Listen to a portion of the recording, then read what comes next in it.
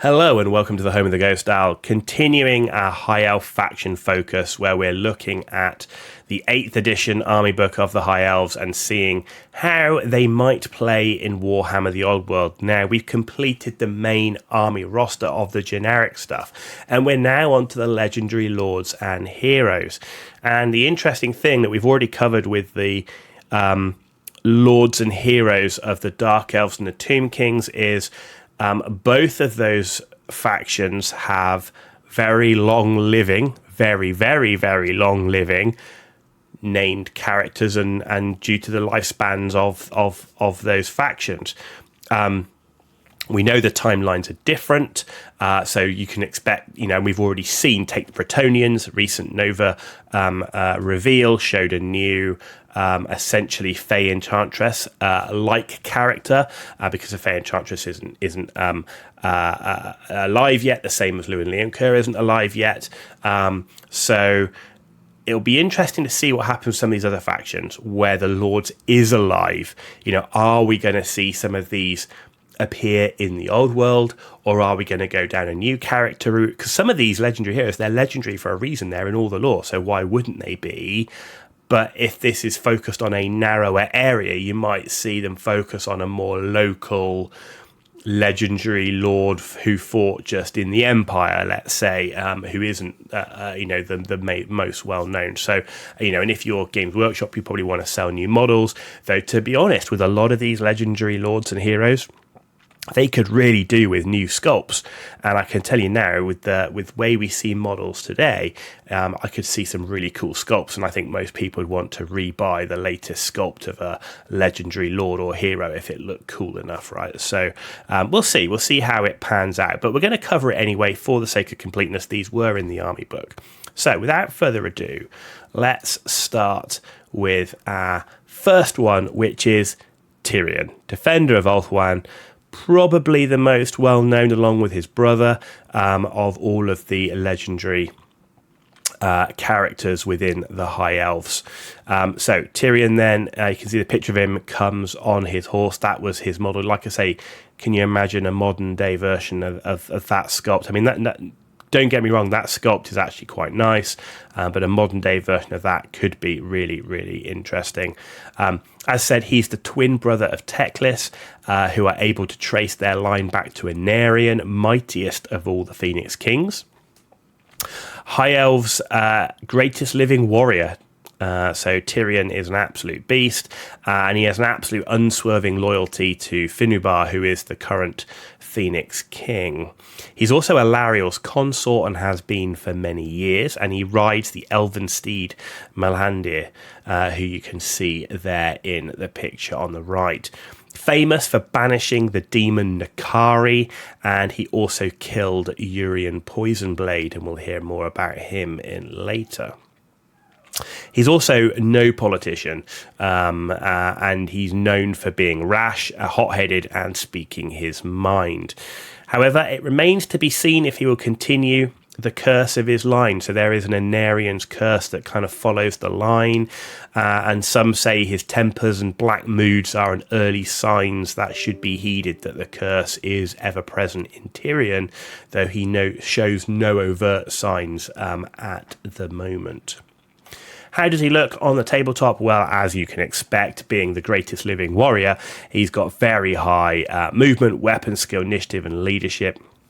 Typical low elven strength, toughness, and wounds. He does come with Sung Fang, which is his sword. It's a magic weapon. It's +3 strength. That boosts that strength up quite a bit. It's flaming.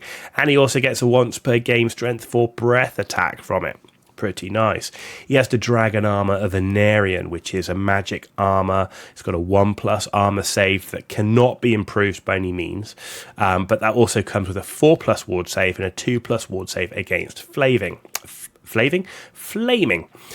So a pretty durable character, and when you're investing a lot in characters, you don't want them to die too quickly. He also comes with the Heart of Avalorn. This is an enchanted item. It's got a magic resist of 2, which means his ward save goes to 2+ against magic. And if he's killed by heroic killing blow, or a multiple wounds ability On a 2+, he ignores it, and the item is then destroyed. So, not that easy to remove Tyrion from the battlefield. He comes mounted on Melandir, the elven steed, though you don't have the option to take him off it and use him on foot, which is unfortunate. Though a split profile would mean that in theory you could do so. Main special rule is Defender of Ulthuan, which means if Tyrion is a general, Inspiring Presence is 18 inches instead. So look, there's no doubt he's a very good legendary lord. He's a beast in combat and he's very durable. But he's also quite expensive, 410 points when you consider a prince is 140. So he's really let down by having only 4 attacks. The strength bonus definitely helps, but 4 attacks, it's low. You think about if you're going up against a unit of 20, 30 models, 4 attacks isn't really doing very much for you in that regard. But while he has low toughness and wounds, he's got excellent durability with his magic items. And as with all the legendary lords, or most of them in the 8th edition, the problem is for the cost of one of these lords, you could have a prince and an archmage on foot, so not with the dragons, of course, but you could have a prince and an archmage on foot with points left over for their magic items, of which you could then choose and tailor to what you were doing with the lord or the archmage. And I think that's really the problem. You kill Tyrion, he's gone. You kill a prince, you've still got the archmage. And that's often the problem with the legendary lords. Their points cost just didn't match up with their output and impact on the game. And that's something that, if we're going to see legendary lords characters in Warhammer The Old World, and if you're going to make them this kind of points cost, they have to be able to have the potential to do, to get back their points, i.e. kill that many points of the enemy's models, or buff units to the point where you can kill that many points of the enemy's models. And that's really the problem. It was very, very difficult to get back, for Tyrion to get back 410 points worth of models, unless he killed an opposing lord in a duel or something. So, not an unusual case there with legendary lords. But there's Tyrion, an incredibly famous character. Next up is his brother. There's Teclis. This is the original Teclis model, not the one in Age of Sigmar, which I have to say I'm not a fan of. I really like this model. It's very Teclis, very high elf, fits to one of the issues that Teclis had that we'll get onto. Even a new updated version of that, you wouldn't have to go too far away from that original sculpt to get something that looks pretty cool. So as said, Teclis is Tyrion's brother, but they are quite different. So Anarian's Curse has already made Teclis very frail and caustic, so much so that his body can only be sustained by magical potions. Teclis, however, has a talent for magic, making him preeminent amongst all the mages of the world. And even the Witch King himself accedes that Teclis is superior. And it's even said that he approaches the power of Nagash. So we're not just talking about the best elven mage, we're talking about one of the best mages in the known world. And for those that even have a familiarity with the old world, we'll know how the power of Nagash is, and the fact that Teclis is approaching that is pretty potent. Also, Tyrion very much focuses on protecting Ulthuan, whereas Teclis, he seeks to safeguard the whole world and can often be seen lending his aid to the Empire. And in fact, it was him that helped found the Colleges of Magic. So when we think of the timeline, the Colleges of Magic haven't been formed yet, but Teclis is still running around the world. So we'll see what happens there. So how does he look on the tabletop? Well, as you'd expect, he's a caster. Very low everything, but because of his Anarian's Curse, he's got a strength and a toughness of 2. He's got a wound of 3 and attack of 1. This is a legendary lord, ladies and gentlemen. Equipment-wise, though, he does get sort of Teclis. Now, this always wounds on a 2+ with no armor saves. Okay, so strength now not an issue, right? Always wounds on a 2+. Moonstaff of Lilith, 1 use only. Okay, +1 bonus dice for every casting attempt. And you ignore miscasts. However, so if you miscast, you don't run the miscast table. But after you do this one use only, his strength and toughness is reduced by 1. So now he has a strength 1 and toughness of 1. Okay. Then you got a one use only, auto dispels. The addition to that, so it's basically a dispel scroll, but the addition is that Teclis and the caster then roll off. If Teclis wins, the caster forgets to spell for the rest of the game, which is pretty cool. So that scroll of Hoth, pretty cool, and one use only makes sense, dispel scroll. He also has the War Crown of Safri, so his wizard levels increased by 1, making him a level 5 wizard. Not too many of those in the game. He knows all the spells in Law of High Magic, of course, and he can use any from the 8 laws of Battle Magic. Basic special rules, nothing special about Teclis in terms of special rules. So he's clearly an excellent caster, as you'd expect. But his base points cost, if we exclude mounts, makes him the highest in the High Elf roster. Coupled with this, his very low durability, no armor, no ward save, and he's got a strength and toughness of 2, and he's only got 3 wounds. Incredibly low durability, rarely seen given his points cost. You could take 2 archmages with points to spare for magic items, which give you more flexibility, more durability. You lose 1, you've still got 1. That you can still make them level 4 wizards. And coupled that he's got no special rules. 2 of his magic items are one use only, and one of those it reduces his durability even more.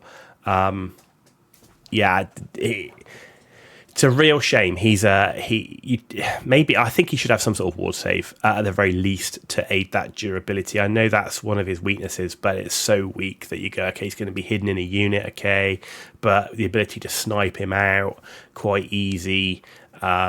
And for that amount of points, you don't want a character that can be sniped out that easy. So definitely would need some work if he was to be put in the old world to make him usable. Next up, we've got a legendary lord, which is Eltharion the Grim. That should say the Grim. I've put the Grin, so it's Eltharion the Grim, Warden of Tor Ivres. One of the greatest elving lords of all time, and was the first high elf general to assault Nagarond and live. That's a pretty big achievement, attacking the Witch King's home.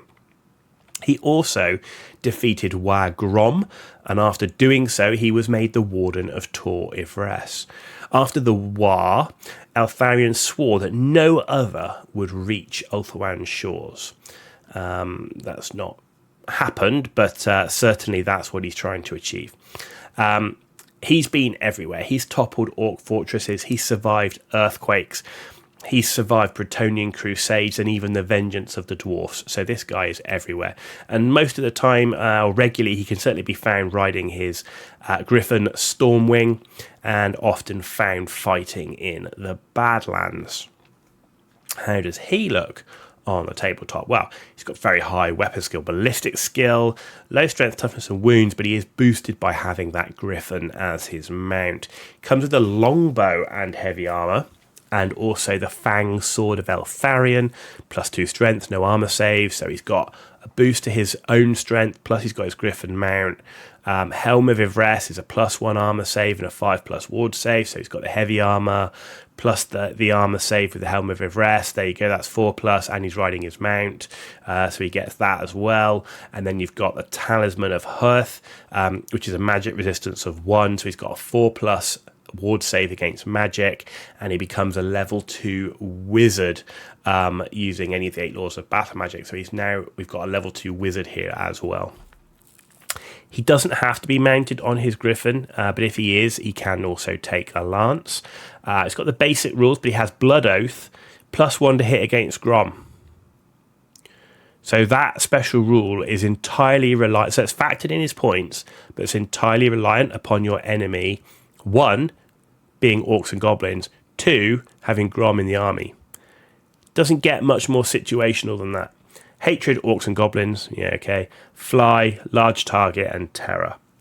So, Eltharion as a legendary lord is an interesting choice. He's definitely playable. Sometimes you see him in army lists. Like I say, if you were going to tech into a monster riding a character, you could definitely consider Eltharin, because he now starts to become equivalent points to the others. So not so common in my local meta, which didn't really go down the character riding monster route. But he's cheaper than a prince on a star dragon, pretty similar to a prince on a moon dragon. Longbow and spells give him some low damage while he's moving around until he gets into melee combat. Reasonably durable. He's got a 3+ armor save, 5+ ward save, as we said. His mount, toughness 5, wounds 5. He's now a slouch in combat. He's got the flexibility of fly. You're not going to charge him into a big unit on his own, certainly not in 8th edition. But if he's charging into a unit with support, maybe if you combined him with some dragon princes, let's say, that could be quite devastating on an enemy unit. So definitely usable. Suffers a little bit from the fact that characters riding large monsters, not really flavour of the month in my local area during the 8th edition. So there we go. That is Eltharion the Grim. Next up, Alethanar, the Shadow King. See his model there. That is actually, I quite like Alethanar's model. I think a little bit, again, not too much would need to be done to make him a great model with a modern sculpt.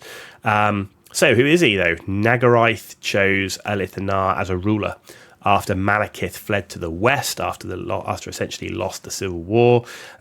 He was the last heir of a great line, his entire family having been killed by the Witch King and his minions. So you can see Alethanar not very happy. Alice spent much of his early days ridding Nagaraith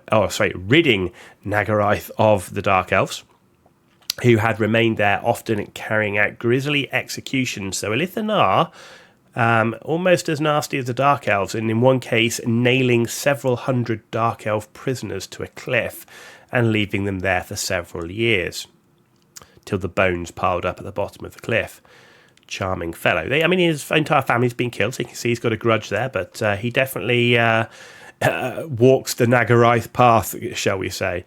So years later, he and his shadow warriors would become a real thorn in the Witch King's side, attacking fortresses in Nagaroth, harassing ships, ambushing warriors and plundering his convoys. And it's even said that a disguised Aleth danced with Morathi herself before stealing the Stone of Midnight from her treasury. You can imagine she wasn't happy. She sent people out after him and he managed to elude them. No one knows what Aleth's final fate is, but many believe he still walks the world as a restless spirit of vengeance. Pretty cool story, Alethanar. I really like him. He's also great to play in Total Warhammer 3 if you play that game. So how did he look on the tabletop, though? So stats-wise, very high weapon skill, ballistic skill, initiative, and leadership. He got a hand weapon and light armor. He has the moon bow. So the moon bow is essentially a bolt thrower with a 36-inch range. Strength 7, multiple wounds D3, quick to fire, so move and shoot, and no armor save. It's pretty nasty shooting attack, right? That is a pretty nasty shooting attack without doubt. Shadow Crown, giving him the Swift Strider special rule, and then he's got the Stone of Midnight, who he stole from Morathi, which is a 4+ ward save, and he's -1 to hit when shot, including the unit he's with. Pretty nice. So the interesting thing with that, though, is that really you think Alice would sit within a unit of Shadow Warriors, but that buff of -1 to hit, the Shadow Warriors already have. So they don't need it. So that really makes you think of, like, I want to put Alith with a unit of Shadow Warriors, but I don't because they've already got that buff. Would he be better in a unit of archers, giving them that buff? And if you take Shadow Warriors as well, they already got it. So I think that's one of the things there, kind of like he's doubling up on the same buff. My understanding is they don't get -1 and -1 to the unit. Maybe they do. I can't remember. That would be an interesting one. I don't think they stack, which would make you question why you'd want Alith in a unit of Shadow Warriors. However, he does get a scout, so he can deploy anywhere on the battlefield more than 12 inches of the enemy, and therefore obviously join the unit of Shadow Warriors should he wish. Essentially a mobile bolt thrower with a scout, not great in melee. He gives a knife buff to his unit. He does work well with Shadow Warriors in terms of his scout and his shooting and everything else. It's just that buff, that's the problem. Also, the cheapest of the Legendary Lords. And nearly the same price as a Prince when he's tooled up without a dragon. So definitely a usable Lord. The one thing you tend to find, though, with a Lord is you're using them for melee combat. To give you that bit more potency in melee, and he doesn't do that. So you'd have to make sure that you have enough melee output to have a Lord that's focused on shooting.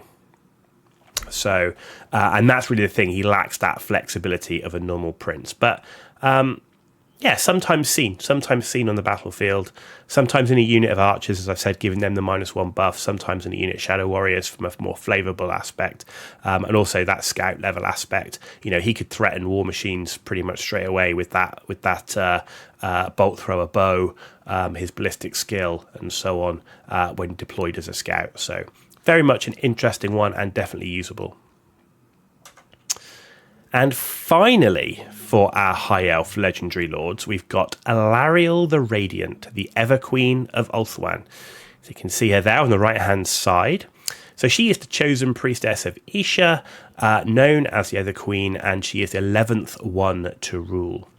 Where she walks, fields blossom, flowers bloom, and the skies clear for miles around. And when she mourns, the skies weep, and anger causes thunderstorms. She can banish demons with a single touch, and she can unravel undead bindings with a single gesture. And apparently no wound is beyond her ability to mend. She does not fight in the normal manner, however. She wields the winds of life and light with all the skill of the best mages in Safri, so she's no slouch in the caster department. Unusually, she's made a point of leading armies. Everqueens wouldn't normally do this. In Ulthuan's defense, though, however, when she started her reign, she had little choice. Avalon was overrun with dark elves and chaos, so she had to do it and has continued to do so. So, without further ado, let's take a look at the last of the High Elf Legendary Lords and how they play. So, high weapon skill and leadership, low strength, toughness, wounds, attacks. She's got a hand weapon. So, the Shield Stone of Isha, 5+ ward save against non-magical. Okay. Star of Avalon, a single character within 12 inches regains a wound. If there's no character within 12 inches, she can heal herself. She also has a Staff of Avalon, which is a one-use only. Can cast a spell if it's already been cast, even if that failed or was dispelled, which can be quite nice if you need to double up on something. She's a level 4 wizard, and she knows all the spells from the Law of Life and High Magic. Special rules wise, she gets the boon of Isha, so all her attacks are magical, and her unit is immune to fear and terror. Chaos Bane in the magic phase, every demonic unit within 12 inches takes a d6 strength 4 hit. However, she gets minus d3 to her casting if there remains a demonic unit within 12 inches of her. Also, Touch of the Everqueen, she gets heroic killing blow against the forces of destruction. And then she has Lilia's Blessing. So she's an expensive caster, lacks durability, lacks melee combat. Okay, rarely seen. As a normal, a normal archmage with magic items was preferred, more flexible, with the option of mounts if you want them, a choice of magic items. Her bonuses just don't outweigh the fact that she's 165 points more than an archmage. So as with most legendary lords, as we've seen, good flavour, but generally not worth the very high points cost, with some situational abilities of which you pay points for the special rules, which in a lot of games are never going to make a difference. You know, if you're not playing a game against demons, that whole special rule, not going to come into play. Same as if you're not playing against any other force of destruction, not going to come into play. So that is a bit of a problem, and you pay a big premium for that. So there you go. That is the High Elf Legendary Lords. Will they be in the old world or will they not? Who's to say? They definitely were alive in the time period we're talking about. It's just a case of will we see them or not. If not, or if we do, hopefully it's giving you a flavour of how they are. If nothing else, hopefully it gives us a flavour and gives Games Workshop a flavour of what they need to do to make Lords or Legendary Lords reasonable to actually buy and put down on the tabletop. These guys are cool. They've got great lore. Often the models look really cool and you spend a lot of time painting them because of the detail. You want to be able to play with them, and often, certainly in 8th edition, that wasn't the case. I hope you've enjoyed this video. We've got one more to come looking at Legendary Heroes. If you liked it, give it a thumbs up. If you didn't, give it a thumbs down. Let me know why in the comments down below. Hit that subscribe button, free for you to do. Means a massive amount for me, so thank you for that in advance. You've been watching The Ghost Style. Tune back in for the last episode in our High Elf faction focus.